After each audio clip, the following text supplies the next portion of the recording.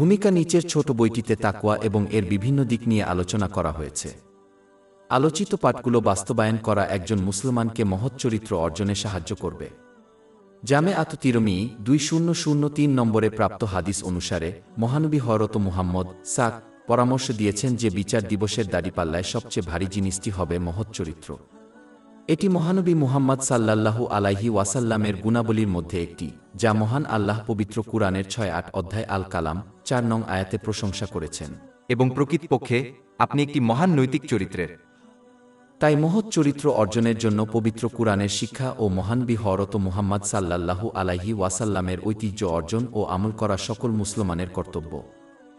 তাকওয়া কি? তাকওয়া হলো যখন একজন মুসলিম তাদের অভ্যন্তরীণ অবস্থা, যেমন তাদের উদ্দেশ্য এবং বাহ্যিক কাজগুলো মহান আল্লাহর আনুগত্যের জন্য উৎসর্গ করে। এটা অর্জিত হয় মহান আল্লাহর হুকুম পালন করে, তার নিষেধ থেকে বিরত থেকে এবং ধৈর্যের সাথে ভাগ্যের মোকাবিলা করার মাধ্যমে। আর এর সাথে অন্য সব কিছুর আনুগত্য থেকে মুখ ফিরিয়ে নেওয়ার অন্তর্ভুক্ত, যদি না এই আনুগত্য মহান আল্লাহর আনুগত্যের দিকে নিয়ে যায়। উদাহরণস্বরূপ মহানবী হযরত মুহাম্মদ সাক এর আনুগত্য মহান আল্লাহর আনুগত্যের দিকে পরিচালিত করে। অধ্যায় 4 আন-নিসা আয়াত 80। যে রাসূলের আনুগত্য করল সে আল্লাহর আনুগত্য করল। অতএব তাকওয়া হৃদয় ও শরীরের কাজ বোঝায়। বাহ্যিক অঙ্গগুলি ভিতরের আধ্যাত্মিক হৃদয়ের আদেশ অনুসরণ করে। অন্য কথায় হৃৎপিণ্ড হল রাজা, যা সৈন্যদেরকে আদেশ করে, অর্থাৎ বাহ্যিক অঙ্গ। এটি সহিহ মুসলিম 4094 নম্বরে পাওয়া একটি হাদিসে ইঙ্গিত করা হয়েছে, যেখানে মহানবী হযরত মুহাম্মদ সাল্লাল্লাহু আলাইহি ওয়াসাল্লাম উপদেশ দিয়েছেন যে যখন একজন ব্যক্তির আধ্যাত্মিক হৃদয় পবিত্র হবে তখন তার সমস্ত শরীর পবিত্র হবে। কিন্তু আধ্যাত্মিক হৃদয় যদি কলুষিত হয় তাহলে সমগ্র শরীরই কলুষিত হবে। পবিত্র কুরআন পরামর্শ দিয়েছে যে একজন ব্যক্তি তখনই সফলতা অর্জন করতে পারে যখন তার আধ্যাত্মিক হৃদয় সুস্থ এবং বিশুদ্ধ হয়। অধ্যায় 2-6 আশ-শুআরা আয়াত 8-8 এবং 8-9। যেদিন ধনসম্পদ বা সন্তান সন্ততি কোনো উপকারে আসবে না, কিন্তু একমাত্র সেই ব্যক্তি যে আল্লাহর কাছে আসে সুস্থ হৃদয় নিয়ে। আধ্যাত্মিক হৃদয় তখনই সুস্থ থাকে যখন কেউ একে মন্দ বৈশিষ্ট্য থেকে শুদ্ধ করে এবং পবিত্র কুরআনে এবং মহানবী হযরত মুহাম্মদ সাল্লাল্লাহু আলাইহি ওয়াসাল্লামের হাদিসে আলোচিত ভালো বৈশিষ্ট্য দিয়ে প্রতিস্থাপন করে। সমস্ত খারাপ বৈশিষ্ট্যের মূল হল যখন কেউ নিজের সাথে সন্তুষ্ট থাকে। শুধুমাত্র যখন একজন ব্যক্তি তাদের খারাপ বৈশিষ্ট্যগুলির সাথে অসন্তুষ্ট হয় তখন তারা তাদের অপসারণের জন্য সংগ্রাম করবে। কিন্তু যদি তারা নিজেরাই সন্তুষ্ট থাকে তবে তারা কখনই তাদের অপসারণের চেষ্টা করবে না। এটি কেবল একজন ব্যক্তিকে আরও খারাপ বৈশিষ্ট্য অবলম্বন করবে। যখন একজন মুসলিম ভালো বৈশিষ্ট্য গ্রহণ করার চেষ্টা করে তখন এটি মহান আল্লাহর সাথে তাদের সম্পর্ক উন্নত করবে, যেমন তার আদেশের প্রতি আরও ধৈর্যশীল হওয়া এবং মানুষের সাথে তাদের সম্পর্ক, যেমন তাদের পরামর্শ দেওয়ার সময় আন্তরিক হওয়া। তাকওয়ার একটি বৈশিষ্ট্য হল মহান আল্লাহ তাআলার ঐশী নজরদারি সম্পর্কে সজাগ থাকা। এর অর্থ হল একজন মুসলিম সম্পূর্ণরূপে সচেতন হয়ে যায় যে মহান আল্লাহ তাদের কথা, কাজ, চিন্তাভাবনা এবং ইচ্ছাগুলি দেখেন এবং শোনেন। যদিও সমস্ত মুসলিম এখনও এটি বিশ্বাস করে, অনেকে তাদের সারা দিন এই সত্যের উপর কাজ করতে ব্যর্থ হয়। যখনই কেউ এই সত্য সম্পর্কে গাফিলতি করে তখন তা পাপ ও অবাধ্যতার দিকে নিয়ে যায়। যখন একজন মুসলমান সত্য সতর্কতা অবলম্বন করে এবং খুব কমই গাফিলতি দ্বারা আচ্ছন্ন হয় তখন এটি মহান আল্লাহর প্রকৃত বিনয়ের দিকে পরিচালিত করে। এই সেই ব্যক্তি যে গোপনে এমন কোনো কাজ করে না যা লোকের সামনে করলে তাদের বিব্রত হয়। যখন একজন ব্যক্তি মহান আল্লাহ তাআলার প্রকৃত সতর্কতা অবলম্বন করে তখন তারা ঈমানের শ্রেষ্ঠত্বের স্তরে পৌঁছে যায়। যখন একজন মুসলমান বিশ্বাসের এই উচ্চ স্তরে পৌঁছায় তখন তারা এমনভাবে কাজ করে এবং উপাসনা করে যেন তারা মহান আল্লাহকে প্রত্যক্ষ করতে পারে, তাদের অভ্যন্তরীণ ও বাহ্যিক সত্তাকে পর্যবেক্ষণ করে। এটি তাদের পাপ থেকে বিরত থাকতে অনুপ্রাণিত করে এবং সৎকাজ করতে উৎসাহিত করে। একজন মুসলমান কেবলমাত্র তাদের শর্ত ও শিষ্টাচার অনুসারে তাদের সমস্ত বাধ্যতামূলক দায়িত্ব প্রতিষ্ঠার মাধ্যমেই মহান আল্লাহর সর্বব্যাপী দৃষ্টিভঙ্গি অর্জন করতে পারে। একজন মুসলিমকে অবশ্যই সমস্ত অবাধ্যতামূলক কাজ থেকে দূরে সরে যেতে হবে, বড় এবং ছোট উভয় পাপ, এবং যদি তারা দ্রুত এবং আন্তরিকভাবে অনুতপ্ত হয়। এর মধ্যে রয়েছে নিজের শক্তি অনুযায়ী যে কোনো মিস করা বাধ্যবাধকতা পূরণ করা এবং লঙ্ঘন করা মানুষের অধিকার পূরণ করা। একবার এটি অর্জিত হলে একজন মুসলমানের উচিত নবী মুহাম্মদ সাল্লাল্লাহু আলাইহি ওয়াসাল্লামের ঐতিহ্য থেকে সুপারিশকৃত স্বেচ্ছামূলক ভালো কাজগুলো প্রতিষ্ঠা করার জন্য চেষ্টা করা। যদিও কেউ তাদের উপর আমল করতে সক্ষম হবে না যে তারা মহানবী সাল্লাল্লাহু আলাইহি ওয়াসাল্লাম দ্বারা নির্ধারিত অগ্রাধিকার অনুসারে স্বেচ্ছামূলক কাজকে অগ্রাধিকার দিতে হবে। অর্থ তাদের নিজেদের ইচ্ছা অনুযায়ী কাজ করা উচিত নয়। পরিশেষে তাদের সেসব কাজ থেকে দূরে সরে যেতে হবে যেগুলিকে এখনও পাপ হিসাবে শ্রেণীবদ্ধ করা হয়নি, ইসলামে অপছন্দনীয়, যেমন হালাল জিনিসের অতিরিক্ত ব্যবহার। এই পদক্ষেপগুলি সহিহ বুখারী 6502 নম্বরে পাওয়া একটি হাদিসে সংক্ষিপ্ত করা হয়েছে। এই হাদিসটি পরামর্শ দেয় যে যে ব্যক্তি এটি অর্জন করবে তাকে মহান আল্লাহ তাআলা ক্ষমতায়ন দেবেন, যাতে তারা শুধুমাত্র তার সন্তুষ্টি অনুযায়ী কাজ করে। এই ক্ষমতায়নের মধ্যে রয়েছে মহান আল্লাহর সর্বব্যাপী দৃষ্টিভঙ্গির প্রতি সজাগ থাকা। নেক আমল করা ও পাপ থেকে বিরত থাকা দুটি আদেশের মধ্যে শেষেরটি অধিক গুরুত্বপূর্ণ। নিষেধাজ্ঞা প্রায়শই সৃষ্টির অধিকার লঙ্ঘন করে এবং এটি প্রতিরোধ করা কর্তব্য পালনের চেয়ে বেশি গুরুত্বপূর্ণ। এই কারণেই বলা হয় যে যদি একজন ব্যক্তি মহান আল্লাহর ইবাদত করতে না পারে, তবে তার অবাধ্য হওয়া উচিত নয়। এটি সহিহ বুখারী 7288 নম্বরে পাওয়া একটি হাদিসে ইঙ্গিত করা হয়েছে। মহানবী হযরত মুহাম্মদ মানুষকে তার নিষেধাজ্ঞাগুলি সম্পূর্ণরূপে পরিহার করার আদেশ দিয়েছেন, কিন্তু তাদের শক্তি অনুসারে তার আদেশগুলি পালন করার নির্দেশ দিয়েছেন। এর কারণ হল ধার্মিক কাজ করার চেয়ে শারীরিক কিছু করা থেকে বিরত থাকা সাধারণভাবে সহজ, যার অর্থ সক্রিয় হওয়ার চেয়ে নিষ্ক্রিয় হওয়া সাধারণভাবে সহজ। মুসলমানদের জন্য এমন একটি সত্য বোঝা অত্যাবশ্যক, যা তাদের অহংকার বড় পাপ থেকে রক্ষা করবে, যার একটি পরমাণুর মূল্য একজন ব্যক্তিকে জাহান্নামে নিয়ে যাওয়ার জন্য যথেষ্ট। সহিহ মুসলিমের 265 নং হাদিসে এটি নিশ্চিত করা হয়েছে। সত্য হল যে পার্থিব বা ধর্মীয় বিষয়ে যে কোনো সফলতা অর্জন একমাত্র মহান আল্লাহর রহমতের কারণে। আল্লাহ তাআলা যদি কাউকে জ্ঞান, অনুপ্রেরণা, শক্তি ও সুযোগ না দেন, তাহলে তাকওয়ার মতো ভালো কিছু অর্জন করা সম্ভব নয়।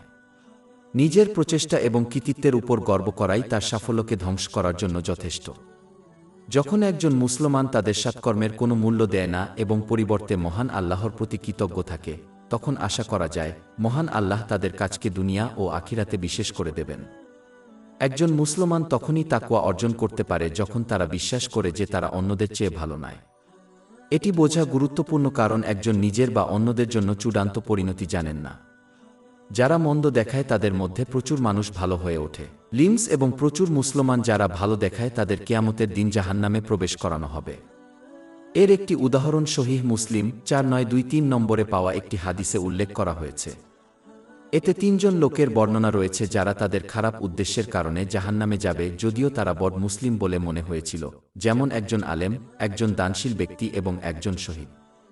নম্রতা একটি গুরুত্বপূর্ণ এবং সুস্পষ্ট বৈশিষ্ট্য যা সকলেরই অবলম্বন করা উচিত, কারণ যা কিছু ভালো আছে তা মহান আল্লাহ ছাড়া অন্য কেউ তাদের দিয়েছেন। সুতরাং যে জিনিসটি সৃষ্ট এবং সহজাতভাবে অন্যের অন্তর্গত তা নিয়ে কিভাবে গর্ব করা যায়? নম্রতার উৎস, সেই সাথে অন্যান্য ভালো বৈশিষ্ট্য, নিজের উপর সন্তুষ্ট না হওয়া, যেখানে অহংকার এবং অন্যান্য অনেক খারাপ বৈশিষ্ট্যের মূল হল নিজের উপর সন্তুষ্ট থাকা। যখন কেউ নিজের প্রতি সন্তুষ্ট থাকে তখন তারা তাদের দোষে অন্ধ হয়ে যায় এবং কেবল নিজের মধ্যেই পরিপূর্ণতা দেখতে পায়। এই ব্যক্তি সর্বদা বিশ্বাস করবে যে তারা যথেষ্ট ভালো, তাই আরও ভালো করার জন্য পরিবর্তন করার দরকার নেই, কারণ তারা ইতিমধ্যে মহৎ চরিত্র অর্জন করেছে। পক্ষান্তরে যে নিজের প্রতি অসন্তুষ্ট, সে তাদের নেতিবাচক ত্রুটিগুলি পর্যবেক্ষণ করা সহজ পাবে, যা তাদের মহৎ চরিত্র অর্জন না করা পর্যন্ত তাদের নির্মূল করতে দেবে। এই ব্যক্তি নম্র থাকে যদিও তারা তাদের লক্ষ্য অর্জন করে, কারণ তারা সত্যিই বুঝতে পারে যে মহান আল্লাহ তাদের লক্ষ্য পূরণের জন্য জ্ঞান, অনুপ্রেরণা, শক্তি এবং সুযোগ দিয়েছেন। যখন কেউ এই আত্মস্তর্ক হয় তখন এটি তাদের আকাঙ্ক্ষাকে নিয়ন্ত্রণ করতে সাহায্য করে, যার ফলে পাপ প্রতিরোধ হয়। এই মুসলিম ধারাবাহিকভাবে নেক আমল করবে এবং পাপ থেকে বেঁচে থাকবে। এটা হল মহান আল্লাহর প্রতি প্রকৃত আনুগত্য ও দাসত্ব, যা নিজের প্রতি অসন্তুষ্ট হওয়ার ফল। যদিও এই পদ্ধতিটি একজনের নেতিবাচক বৈশিষ্ট্য শনাক্ত করার জন্য দরকারি, যার সবগুলোই তাকওয়া অবলম্বন করতে সাহায্য করে। একজন মুসলিম একজন অভিজ্ঞ পণ্ডিতের ছাত্র হয়ে উঠতে পারে, যিনি তাদের ত্রুটিগুলি খুঁজে বের করতে সাহায্য করতে পারেন এবং পবিত্র কুরআন এবং মহানবী হযরত মুহাম্মদ এর ঐতিহ্যের অধীনে কিভাবে সেগুলি দূর করতে হয় তা শেখাতে পারেন। একজন মুসলমানের নিশ্চিত হওয়া উচিত যে তাদের ভালো বন্ধু রয়েছে, কারণ তারা যে কোম্পানি রাখে তার দ্বারা তাদের বিচার করা হয়। এটি সুনানে আবু দাউদ 4833 নম্বরে পাওয়া একটি হাদিসে নিশ্চিত করা হয়েছে। একজন ভালো বন্ধু একজন মুসলিমকে খারাপ বৈশিষ্ট্য ত্যাগ করতে এবং ভালো বৈশিষ্ট্য গ্রহণ করতে সহায়তা করবে। অন্যদের গঠনমূলক সমালোচনা গ্রহণ করা মুসলমানদের জন্য গুরুত্বপূর্ণ। এটা তাদের জন্য গর্ব নির্দেশ করতে পারে, যারা না দরকারি সমালোচনা তাদের ত্রুটিগুলি দূর করার জন্য, তাদের ত্রুটিগুলি খুঁজে পেতে সহায়তা করার জন্য দুর্দান্ত। পরিশেষে অন্যের আচরণ এবং সমাজে এর প্রভাব সম্পর্কে সচেতন হওয়া গুরুত্বপূর্ণ। অর্থ, যদি কারো আচরণ মানুষকে বিরক্ত করে তবে সম্ভবত এটি একটি খারাপ বৈশিষ্ট্য যা এড়ানো উচিত, এবং যদি একজন ব্যক্তির আচরণ মানুষকে খুশি করে তবে সম্ভবত এটি একটি ভালো বৈশিষ্ট্য যা মুসলমানদের গ্রহণ করা উচিত। যারা তাকওয়া খোঁজেন তাদের জন্য এই প্রখর উপলব্ধি একটি গুরুত্বপূর্ণ হাতিয়ার। ধার্মিকতার আরেকটি দিক হল ধৈর্য সহকারে ঐশ্বরিক আদেশকে মেনে নেওয়া এবং জেনে রাখা যে মহান আল্লাহর সিদ্ধান্ত ছাড়া মহাবিশ্বে কিছুই ঘটে না। প্রকৃতপক্ষে সমগ্র সৃষ্টি মহান আল্লাহর অনুমতি ব্যতীত কারো কাছ থেকে নেয়ামত প্রদান বা অপসারণ করতে পারে না। জামে তিরমিজি 2516 নং হাদিসে এটি উপদেশ দেওয়া হয়েছে। মহানবী হযরত মুহাম্মদ সুনানে ইবনে মাজাহ 7-9 নম্বর হাদিসে পাওয়া উপদেশ দিয়েছেন যে একজন ব্যক্তি তার মধ্যে যা কিছু ঘটে তা মেনে নেওয়া উচিত, তাদের জীবন, এমনকি যদি এটি তাদের বিচলিত করে, কারণ কিছুই ফলাফল পরিবর্তন করতে পারে না। যখন একজন ব্যক্তি অনুশোচনা করে বিশ্বাস করে যে তারা একটি জিনিস ঘটতে বাধা দিতে পারত, তা কেবলমাত্র শয়তানকে আমন্ত্রণ জানায় যাতে তারা মহান আল্লাহর পছন্দের প্রতি অধৈর্য এবং অসন্তুষ্টির দিকে উদ্বুদ্ধ হয়। একজন মুসলমানের আত্মবিশ্বাস থাকা উচিত যে মহান আল্লাহ তার বান্দাদের জন্য কেবলমাত্র সর্বোত্তমটি বেছে নেন, এমনকি যদি তাদের অদূরদর্শিতা তাদের পছন্দের পিছনে প্রজ্ঞা পর্যবেক্ষণ করতে বাধা দেয়। অধ্যায় 2 আল বাকারা, আয়াত 216। কিন্তু সম্ভবত আপনি একটি জিনিস ঘৃণা করেন এবং এটি আপনার জন্য ভালো, এবং সম্ভবত আপনি একটি জিনিস পছন্দ করেন এবং এটি আপনার জন্য খারাপ, আর আল্লাহ জানেন, অথচ তোমরা জান না। তাই প্রত্যেক মুসলমানের জন্য তাদের আচরণ নিয়ন্ত্রণ করা গুরুত্বপূর্ণ এবং কাজ বা কথার মাধ্যমে মহান আল্লাহর পছন্দের প্রতি আপত্তি না করা। যদি একজন মুসলিম এই আচরণে অবিচল থাকে তবে তারা ধৈর্য থেকে সন্তুষ্টির স্তরে চলে যাবে। এটি তখনই হয় যখন কেউ তাদের পছন্দ এবং আকাঙ্ক্ষার চেয়ে মহান আল্লাহর পছন্দকে প্রাধান্য দেয় এবং তাই কিছু পরিবর্তন করতে চায় না। অথচ একজন ধৈর্যশীল ব্যক্তি সবকিছুর পরিবর্তন কামনা করবে, এমনকি তার জন্য দোয়াও করবে, কিন্তু মহান আল্লাহর হুকুমের বিরুদ্ধে অভিযোগ করবে না। উভয়ই দুর্দান্ত এবং মহান পুরস্কার অর্জন করে, তবে সন্তুষ্টি একটি উচ্চ স্তর এবং মহান আল্লাহর কাছে একজনের দাসত্বের একটি উচ্চতর লক্ষণ। অধৈর্য হওয়া একটি নিন্দনীয় বৈশিষ্ট্য এবং এটি শুধুমাত্র মহান আল্লাহর ক্রোধের দিকে নিয়ে যায়। মহান আল্লাহর পছন্দের ব্যাপারে অধৈর্য হওয়াটা সেই ব্যক্তির চেয়েও খারাপ যে তিক্ত ওষুধ খায় যা তাদের নিরাময় করে, যে ডাক্তার তাকে ওষুধ দিয়েছিল তার প্রতি রাগান্বিত হয়। মহান আল্লাহ যে জিনিসগুলি বেছে নেন তা তিক্ত হতে পারে, কিন্তু প্রকৃতপক্ষে সেগুলি দীর্ঘমেয়াদে একজন ব্যক্তির নিরাময় করে। এই নিরাময় বিচার দিবসে জাহান্নামের আগুন থেকে ব্যক্তিকে খুব ভালোভাবে রক্ষা করতে পারে। অতএব অধৈর্য হওয়া সঠিক মনোভাব গ্রহণ করা নয়। এটা মনে রাখা গুরুত্বপূর্ণ যে ধৈর্যশীল বা সন্তুষ্ট থাকার অর্থ এই নয় যে মহান আল্লাহর কাছে প্রার্থনা করা উচিত নয়, কারণ ইসলামী শিক্ষায় স্পষ্ট প্রমাণ রয়েছে যা প্রমাণ করে যে এটি একটি সৎ কাজ। অধ্যায় 4 গাফির, আয়াত 6। আর তোমার প্রতিপালক বলেছেন, তোমরা আমাকে ডাক, আমি তোমাদের ডাকে সাড়া দেব। অনেক হাদিস এর গুরুত্ব তুলে ধরে, যেমন জামি তিরমিজি 3371 নম্বরে পাওয়া যায়। এটি প্রার্থনাকে ইবাদতের সারমর্ম বলে ঘোষণা করে। উপরন্তু এটি সমস্ত নবীদের একটি ঐতিহ্য, তাদের সকলের উপর শান্তি এবং মহান আল্লাহর দাসত্বের নিদর্শন। তাই পবিত্র কুরআনে এবং মহানবী মুহাম্মদ সাল্লাল্লাহু আলাইহি ওয়াসাল্লামের রেওয়ায়েতে বর্ণিত ভালো জিনিসের জন্য দোয়া করা উচিত এবং ধৈর্য ধারণ করা উচিত বা ফলাফলে সন্তুষ্ট থাকা উচিত, যদিও তা তাদের ইচ্ছার বিপরীত হয়। ধার্মিকতার পরবর্তী দিক হল একজন মুসলিমকে সেসব বিষয় এড়িয়ে চলতে শেখা উচিত যা তাদের জন্য চিন্তা করে না। প্রকৃতপক্ষে মহানবী হযরত মুহাম্মদ উপদেশ দিয়েছিলেন যে একজন মুসলমান ততক্ষণ পর্যন্ত ঈমানে শ্রেষ্ঠত্ব অর্জন করতে পারে না যতক্ষণ না তারা এইভাবে আচরণ করে। জামি তিরমিজি 2317 নম্বরে পাওয়া একটি হাদিসে এটি নিশ্চিত করা হয়েছে। এর মধ্যে রয়েছে অন্যের অবস্থা ক্রমাগত পর্যবেক্ষণ করা এবং তাদের কাজগুলি মনোযোগ সহকারে পর্যবেক্ষণ করা। এটি কেবলমাত্র সেই ব্যক্তির জন্য দুঃখের দিকে নিয়ে যায় যে অন্যদের থেকে গাফিলতি দেখে এবং অন্যদের পার্থিব আশীর্বাদগুলি পর্যবেক্ষণ করার পরে ঈর্ষা বা মহান আল্লাহর প্রতি অকৃতজ্ঞতার মতো অন্যান্য দোষী বৈশিষ্ট্যের দিকে নিয়ে যেতে পারে। এটি অবশ্যই ইসলামের শিক্ষা অনুসারে মানুষের সাথে যোগাযোগের অন্তর্ভুক্ত নয়, যেমন শান্তির ইসলামিক অভিবাদন দিয়ে অন্যদের অভিবাদন জানানো। একজন মুসলিমের উচিত অন্যের বিষয়ে জিজ্ঞাসা করা থেকে নিজেকে বিরত রাখা। তাদের গসিপ শোনা এড়িয়ে চলা উচিত, কারণ এর বেশিরভাগই অসত্য এবং পাপপূর্ণ। একজন ধার্মিক মুসলিম একজন পরচর্চাকারী এবং গীবতকারীর সঙ্গ এড়িয়ে চলবে, কারণ তারা তাদের খারাপ অভ্যাস গ্রহণ করতে পারে।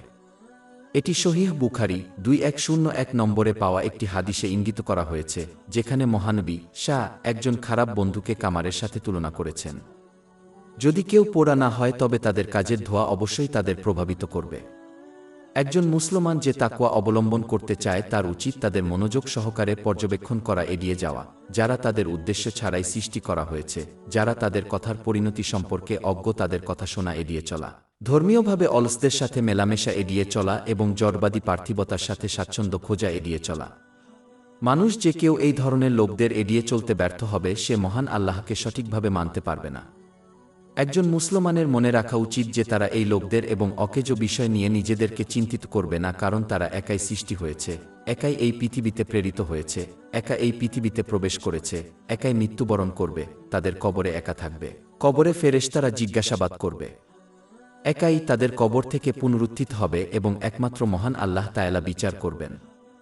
যে এটি মনে রাখে সে কেবল তাদের উদ্বেগের বিষয়গুলিতে জড়িত হয়। একজন মুসলিমের উচিত ধার্মিকদের সাথে চলার চেষ্টা করা, কারণ তারা তাদের বৈশিষ্ট্যগুলি গ্রহণ করবে, যেমন তাদের বিষয়গুলি এড়িয়ে চলার মতো যা তাদের উদ্বেগজনক নয়। এতে তাদের ঈমানের পরিপূর্ণতা আসবে। অন্য জিনিস যা একজন ব্যক্তির উদ্বেগজনক নয় এমন জিনিসগুলিকে এড়িয়ে চলার একটি অংশ তা হল লোকেরা কিভাবে তাদের উপলব্ধি করে, অর্থাৎ অন্যরা তাদের পছন্দ করে বা না করে সেদিকে মনোযোগ না দেওয়া। তাদের অবস্থার সত্যতা সম্পর্কে আরও চিন্তিত হওয়া উচিত, যা মহান আল্লাহ সর্বোত্তম জানেন। তাদের অবশ্যই অন্যের প্রশংসার দ্বারা বোকা হওয়ার পরিবর্তে যে কোনো ত্রুটি সংশোধন করার চেষ্টা করতে হবে, যা অলসতা এবং এমনকি অহংকারও হতে পারে। এই মনোভাবের কারণেও ব্যক্তি মহান আল্লাহকে সন্তুষ্ট করার পরিবর্তে মানুষকে খুশি করার দিকে মনোনিবেশ করে, যা কপটতা, প্রদর্শন এবং অন্যান্য দোষী বৈশিষ্ট্যের দিকে নিয়ে যায়।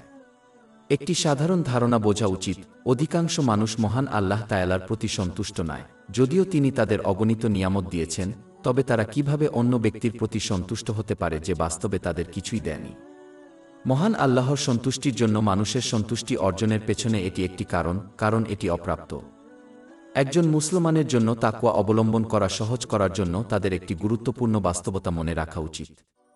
এই জগৎ একটি অস্থায়ী বাড়ি যা দ্রুত বিলীন হয়ে যাবে, যেন এটি প্রথম স্থানে ছিল না। কেউ যদি তাদের নিজের জীবনের পর্যায়গুলি নিয়ে চিন্তা করে তবে এটি বেশ সুস্পষ্ট।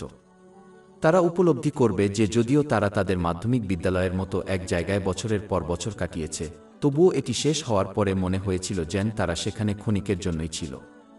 এমনকি অভিজ্ঞতার প্রভাব এবং চিহ্নগুলিও বিবর্ণ হয়ে যায়। অধ্যায় ৭ আন-নাজিয়াত, আয়াত ৪-৬। যেদিন তারা তা দেখবে সেদিন এমন হবে যেন তারা একটি বিকেল বা তার একটি সকাল ছাড়াও জগতে অবস্থান করেনি। প্রকৃতপক্ষে পবিত্র কুরআন এবং মহানবী হযরত মুহাম্মদ এর হাদিসের মূল লক্ষ্য হল মানবজাতিকে এই গুরুত্বপূর্ণ শিক্ষা দেওয়া, যাতে তারা তাদের যা প্রয়োজন তা গ্রহণ করে পরকালের জন্য প্রস্তুত হতে অনুপ্রাণিত হয়। বস্তুগত জগত। উদাহরণস্বরূপ, মহানবী হযরত মুহাম্মদ সাল্লাল্লাহু আলাইহি ওয়াসাল্লাম জামে আত-তিরমিযী 2323 নম্বরে পাওয়া একটি হাদিসে এই গুরুত্বপূর্ণ নীতির ইঙ্গিত দিয়েছেন। তিনি উপদেশ দিয়েছেন যে আখিরাতের তুলনায় দুনিয়া একটি অন্তহীন সমুদ্রের তুলনায় একটি বিন্দুর মতো। একজন বুদ্ধিমান ব্যক্তি কখনই এক ফোঁটার জন্য সমুদ্রকে উৎসর্গ করবেন না। এ কারণেই মহানবী হযরত মুহাম্মদ সহিহ বুখারী 6416 নং হাদিসে পাওয়া উপদেশ দিয়েছেন যে একজন ব্যক্তির এই পৃথিবীতে এমনভাবে বসবাস করা উচিত যেন সে বিদেশী ভূমিতে অপরিচিত বা ভ্রমণকারী। এর কারণ হল উভয় প্রকারের মানুষই তাদের প্রচেষ্টার সিংহভাগ উৎসর্গ করে নিরাপদে বাড়ি ফেরার জন্য, মানে পরকালের জন্য। যে ব্যক্তি এইভাবে আচরণ করবে সে এই পৃথিবীতে দীর্ঘ জীবনের আশাকে ছোট করে দেবে, জেনে যে তারা বৃদ্ধ বয়স পর্যন্ত বেঁচে থাকলেও তারা এখানে ক্ষণিকের জন্য থাকবে।